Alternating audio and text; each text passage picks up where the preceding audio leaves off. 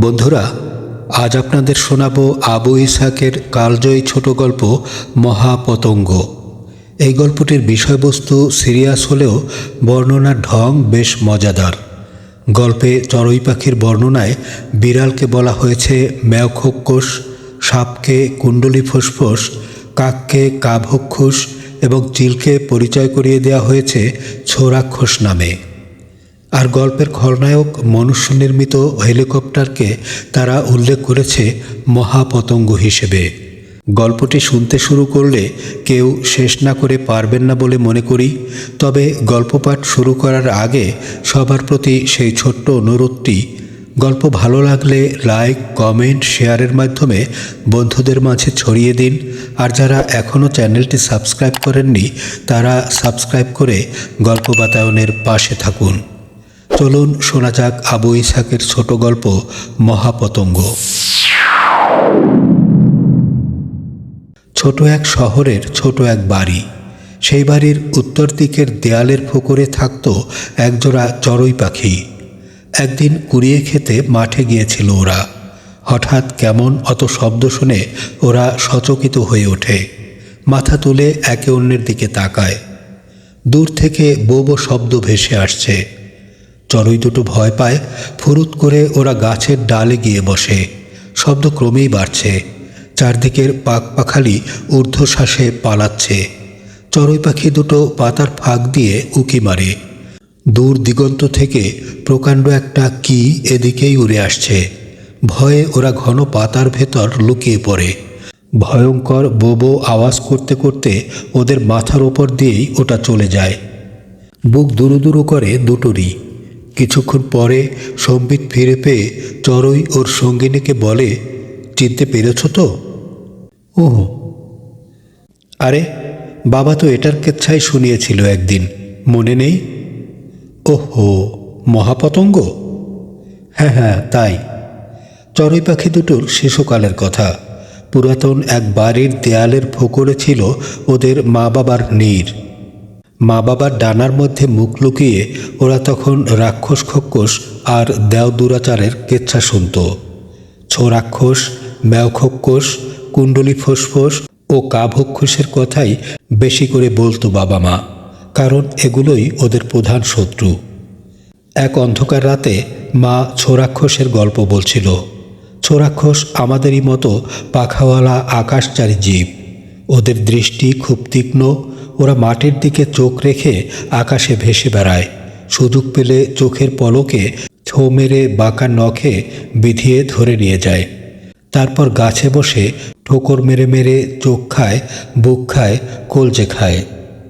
ছানা দুটো ভয়ে ওদের মার ডানার মধ্যে মুখ লুকায়। জ্যোৎস্না উঠলে ওদের ভয় কমে। তখন নরছানাটা শুধায়, আচ্ছা মা, সবচেয়ে বড় পাখি কোনটা? তোর বাপকে জিজ্ঞেস কর, উনি দেখেছেন। বলো না গো সেই বড় পাখিটার গল্প। হ্যাঁ বলছি, অনেক আগে আমরা তখন ছিলাম অনাবৃষ্টির দেশে। তোদের মা ডিমে তা দিচ্ছিল, আমি গিয়েছিলাম কুড়িয়ে খেতে। হঠাৎ শুনি বিকট শব্দ। চেয়ে দেখি অতি প্রকাণ্ড এক পাখি বো বো আওয়াজ তুলে উড়ে যাচ্ছে। উড়ে যাচ্ছে অনেক দূর দিয়ে, আকাশ যেখানে গাছের মাথায় ঠেকেছে সেখান দিয়ে। এত বড় বিরাট পাখি আর কখনো দেখিনি। এটা কি ছোরাক্ষসের মতো ছো মারে? মাদি ছানাটা রীতিমতো কৌতূহলী হয়ে ওঠে। তা তো দেখিনি মা, ওই একদিনই দেখেছি ওটা। ওটা দেখতে ইতস্তত করে চড়ুই। হ্যাঁ, ওটা দেখতে অনেকটা ফড়িংয়ের মতো। লেজ লম্বা ফড়িং দেখেছিস তো? ওই যে বৃষ্টির দিনে একটা মেরে এনে তোদের খাইয়েছিলাম। হ্যাঁ হ্যাঁ দেখেছি, দুটো ছানাই বলে। সেই ফড়িংয়ের মতো পাখা আর লম্বা লেজ। সে এক মহাপতঙ্গ। কত যে বড়, না দেখলে বোঝা যাবে না। বো বো শব্দ করে উড়ে বেড়ায়। পিতার বর্ণনার সাথে হুবহু মিলে যাচ্ছে। আজকের এই আকাশচারী জীবটা মহাপতঙ্গ না হয়ে যায় না। পক্ষীরাজ্য ভীত সন্ত্রস্ত। এরকম পাখি এর আগে কেউ কখনো দেখেনি এদেশে। গাছে গাছে পাখিদের জরুরি সভা বসে। এক পাখি বলে, ভয়ের কোনো কারণ নেই। আমার মনে হয় এটা শস্যভোজী, মাংসভোজী রাক্ষস নয়। প্রতিবাদ করে অন্য পাখি বলে, না না, এটা নিশ্চয় রাক্ষস পাখি, রাগের চোটে কেমন বো বো করছিল। আর এক পাখি সমর্থন করে বলে, ঠিকই, এটা রাক্ষস পাখি। তর্জন গর্জন শুনেও বুঝতে পারো না তোমরা? এটা খপাখপ ধরবে আর টপাটপ গিলবে। যদি বাঁচতে চাও তবে এদেশ ছেড়ে পালাও। পালিয়ে যায় অনেক পাখি, বেশিরভাগ যায় অনাবৃষ্টির দেশে। চড়ুই পাখি দুটো কিন্তু দেশ ছাড়ে না, কারণ ঘন বৃষ্টির দেশে ঝড় বৃষ্টিতে কষ্ট হলেও পেট ভরে খেতে পাওয়া যায়। তাছাড়া এ মহাপতঙ্গ অনাবৃষ্টির দেশেও দেখা দিয়েছে। ওদের জনক স্বচক্ষে দেখেই গল্প বলেছিল। চড়ুই দম্পতি তুলো, পালক, শুকনো খড় ঠোঁটে করে ফোকরে এনে জমা করে, সাজিয়ে গুছিয়ে সেখানে নীর রচনা করে। বাড়ির বাসিন্দা দোপে দৈত্য ওদের দেখে খুশি হয়। স্ত্রী ও ছেলে মেয়েদের ডেকে বলে, লক্ষণ শুভ, ওই দেখো চড়ুই পাখি বাসা বাঁধছে। এগুলো ভালো দেখে আসে, মন্দ দেখে চলে যায়। এবছরটা সুখে শান্তিতে কাটবে। কিন্তু সুখে শান্তিতে দিন কাটে না। বন্যায় দেশ ডুবে যায়, দিন দিন পানি বাড়তে থাকে। বাড়ির মালিক, দোপে দৈত্য এবং আরও অনেকে দেশ ছেড়ে চলে যায়। যারা যেতে পারে না তারা প্রাণের দায়ে বাড়ির ছাদে, ঘরের চালে, গাছের ডালে উঠে হা হুতাশ করে। চড়ুই পাখি দুটোরও দুর্দশার অন্ত নেই। ওদের প্রতিবেশী চড়ুই পাখিগুলো অনেকেই দেশ ছেড়ে পালিয়েছে, কিন্তু ওদের পালাবার উপায় নেই। বাসায় রয়েছে কলজের টুকরো দুটো কচি ছানা, ওদের ফেলে আর যাওয়া হয় না। এমন দুঃসময়ে বো বো আওয়াজ তুলে আসে এক মহাপতঙ্গ। চড়ুই দুটো উঁচু গাছের ডালে ঘন পাতার আড়ালে বসে চেয়ে দেখে। মহাপতঙ্গটা কয়েক পাক ঘুরে একটা জলা মাঠে নামে। দোপে দৈত্যরা হৈ হৈ শুরু করে দেয়। মহাপতঙ্গটা সাঁতার কেটে একটা বড় বাড়ির ছাদে সিঁড়ির কাছে গিয়ে থামে। কি অবাক কাণ্ড! একটা দোপে দৈত্য মহাপতঙ্গের পেট থেকে বেরিয়ে আসে। তার আহ্বানে এক এক করে এক পাল দোপে দৈত্য মহাপতঙ্গের পেটের মধ্যে ঢুকে পড়ে। ওটা এবার বোবো ডাক দিতে দিতে আকাশে ওঠে, দুপাক ঘুরে সোজা সূর্যাস্তের দিকে চলে যায়। ওই দিন আরও কয়েকবার মহাপতঙ্গ আসে। বাড়ির ছাদে, ঘরের চালে, গাছের ডালে ছিল যেসব দোপে দৈত্য, তাদের পেটে পুরে কোথায় উধাও হয়ে যায়। চড়ুই পাখি দুটোর বিস্ময়ের সীমা নেই। রাতে বাসায় বসে স্ত্রী চড়ুই বলে, দোপে দৈত্যরা তো যেমন তেমন ট্যাটন নয়। হ্যাঁ, জবর ট্যাটন। পুরুষ চড়ুই বলে, ওরা মহাপতঙ্গকেও দেখছি পোষ মানিয়েছে। সত্যি, ওদের বুদ্ধি কৌশলের তারিফ করতে হয়। কেন মা? বুকের তলা থেকে নরছানাটা জিজ্ঞেস করে। হ্যাঁ রে হ্যাঁ, বড় হয়ে যখন বাইরে যাবি তখন দেখতে পাবি। হাম্বা হাম্বা, ভ্যাভম্বল, ঘেউ পাচাটা, কুক্কুরুত, প্যাক টই টই, ম্যাওখোক্কোস, শুশুধর, চিহিটকবক, আরও কত জীব জানোয়ারকে যে ওরা পোষ মানিয়েছে তার ইয়ত্তা নেই। এই হাম্বা হাম্বার অবস্থা দেখে আমার হাসিও পায়, দুঃখও লাগে।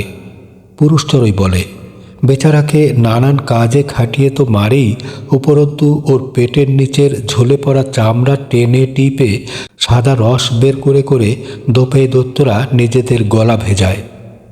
স্ত্রী চড়ুই হেসে বলে, আবার দেখো বিরাটকায় শুশুধর, চিহিটকবক ওদের পিঠে চড়ে কেমন মনের সুখে ঘুরে বেড়ায়। এতেও স্বাদ মেটেনি, এবার মহাপতঙ্গের পেটের মধ্যে জায়গা করেছে। দল বেঁধে ওর পেটের মধ্যে বসে এখন মহানন্দে আকাশে পাড়ি জমাতে শুরু করেছে। স্ত্রী চড়ুই বলে, এবার দোপে দৈত্যরা কিন্তু ভারী বিপদে পড়েছিল। মহাপতঙ্গকে পোষ মানিয়েছিল, তাই রক্ষা। কিছুদিন পরে পানি শুকিয়ে যায়। দেশ ছেড়ে চলে গিয়েছিল যেসব দোপে দৈত্য, তারা দেশে ফিরে আসে। কিন্তু দেশে খাবার নেই, ক্ষেতের ফসল ভেসে গেছে বন্যায়। চারদিকে হাহাকার, চড়ুই পাখি দুটোরও দুর্দশার অন্ত নেই। বন্যার সময় দোপে দৈত্যরা বাড়ির ছাদে যেসব খাদ্যশস্য ফেলে গিয়েছিল তাই কারাকারি করে খেয়ে এতদিন চলেছে। কিন্তু এখন দুটো ঘাসের দানাও কুড়িয়ে পাওয়া যায় না। এই দুর্দিনে আবার পেটে দুরন্ত ক্ষুধা নিয়ে দুটো নতুন ঠোঁটের আবির্ভাব হয়েছে। ক্ষুধার জ্বালায় সেগুলো খালি ট্যাও ট্যাও করে। বাসায় ঢুকবার সাথে সাথে ঠোঁট ফাঁক করে এগিয়ে আসে আ দে দে। চড়ুই পাখি দুটো মাঠে খাবার সন্ধানে ঘুরে বেড়ায়। এমন দিনে আবার শব্দ শোনা যায় বো বো বো। মহাপতঙ্গ এসে মাঠে নামে। দোপে দৈত্যরা তার পেট থেকে বস্তা বস্তা কী সব নামিয়ে দেয়। এটা উড়ে চলে গেলে আর একটা মহাপতঙ্গ আসে, তারপর আর একটা, আরও কয়েকটা। সবগুলোই বস্তা বস্তা কী সব দিয়ে চলে যায়। চড়ুই দুটোর কৌতূহল জাগে। ফুরুত লাফ দিয়ে ওরা এগিয়ে যায়। কাছাকাছি গিয়ে ফুরুত করে উড়ে ওরাও ছুটে যায়। কি আশ্চর্য, খাবার দিয়ে গেছে মহাপতঙ্গ। ক্ষুধার খাবার, আনন্দ আনন্দ, কি আনন্দ! বস্তা থেকে ঝরে পড়ছে কত খাবার। দুটো ঠেসে পেট পুড়ে খায়। বাসায় ফিরে বাচ্চা দুটোকে খাওয়ায়। আহ, কি শান্তি!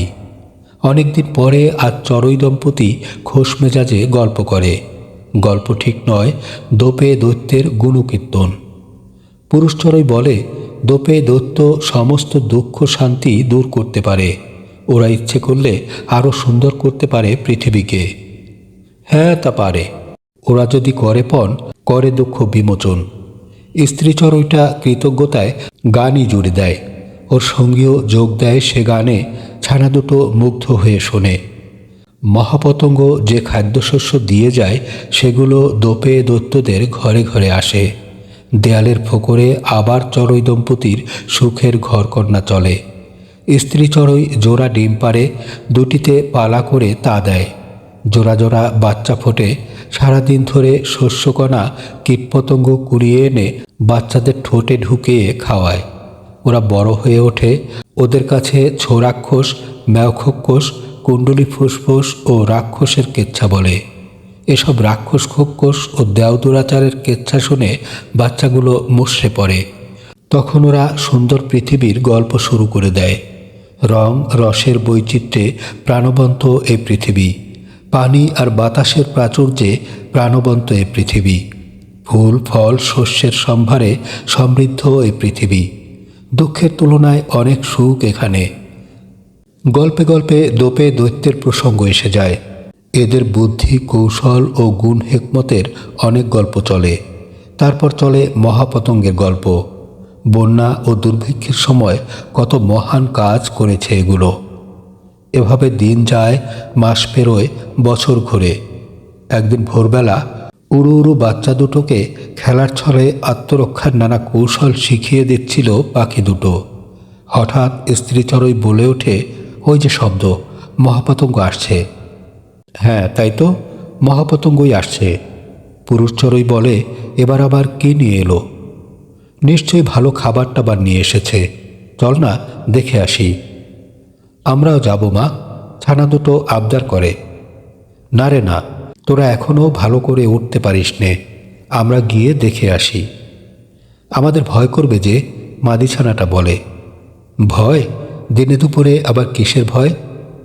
ম্যাওখোক্কস আসে যদি?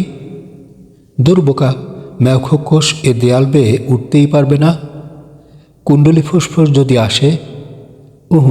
কুণ্ডলী ফুসফুস এ খাড়া দেয়াল বেয়ে উঠতে পারবে না। তোরা বড় হয়ে এরকম জায়গা বেছে নিয়ে বাসা বাঁধবি।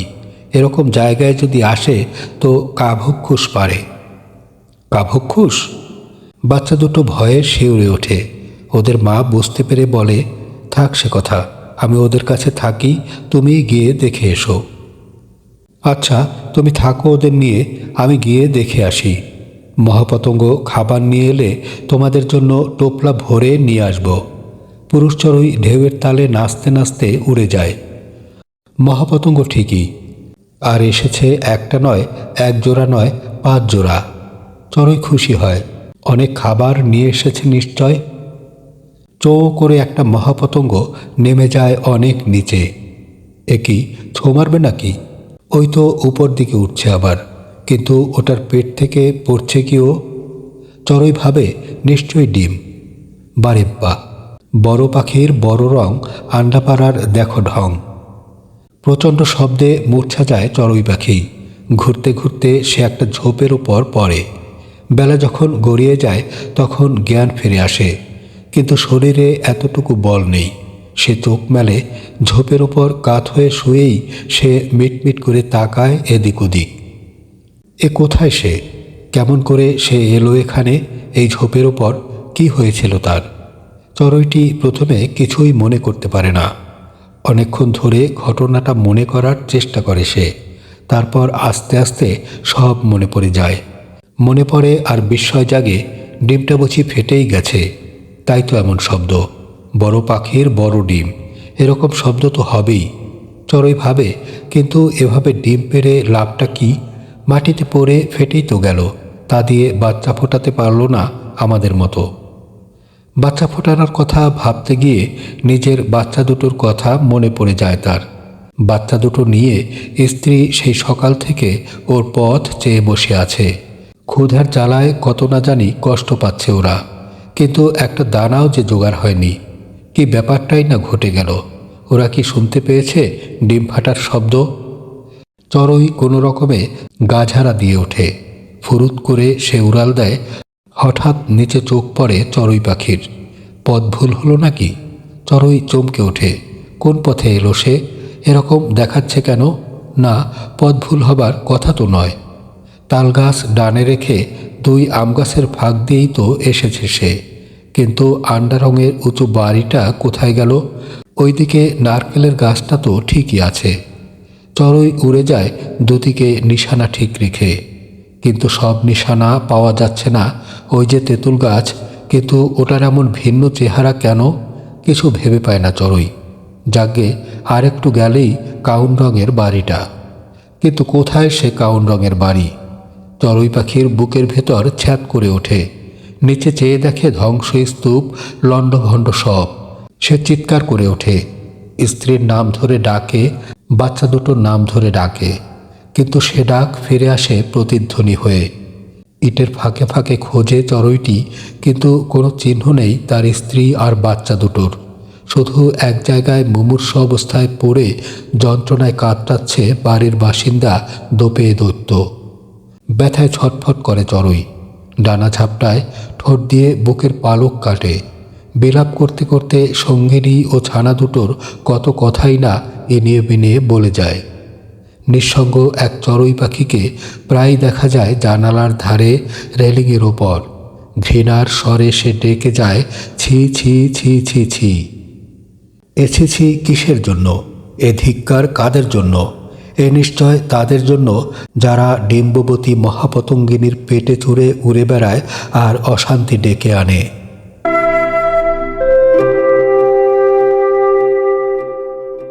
শুনলেন আবু ইসহাকের ছোট গল্প মহাপতঙ্গ। গল্প বাতায়ন চ্যানেলটি ইতোমধ্যে যারা সাবস্ক্রাইব করেছেন তাদের সবার প্রতি কৃতজ্ঞতা ও ভালোবাসা। আর যারা এখনও সাবস্ক্রাইব করেননি তাদের প্রতি অনুরোধ, এরকম আরও সুন্দর সুন্দর গল্প শুনতে চাইলে চ্যানেলটি সাবস্ক্রাইব করে রাখুন। সবাই সুস্থ থাকুন, ভালো থাকুন, গল্প বাতায়নের সঙ্গে থাকুন।